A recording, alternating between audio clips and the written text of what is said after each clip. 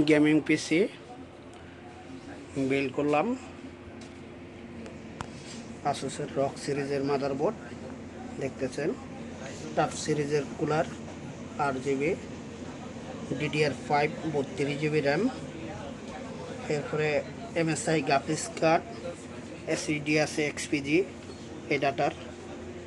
এরপরে যায় hard disk লাগানোর জন্য 2টা ছাতা পোর্ট লাগানো আছে, ছাতা কেবল,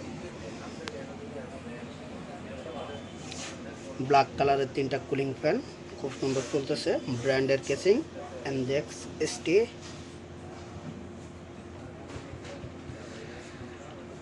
বিলটা করতে আমার প্রায় 2 ঘন্টা সময় লাগছে, আস্তে ধীরে করছে, আমি নিজে অ্যাসেম্বলিং করছি।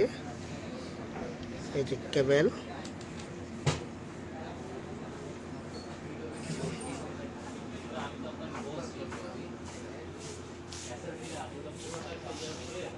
আর হার্ড ডিস্কটা পিছনে এই যে 2টা কেবল বাইর করে দিছি।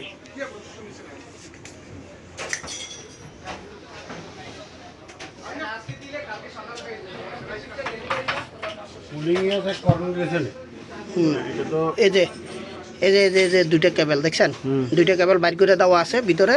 আপনার হের পিছনে হার্ড ডিস্ক লেখা আছে, হার্ড ডিস্ক লাগানোর জন্য।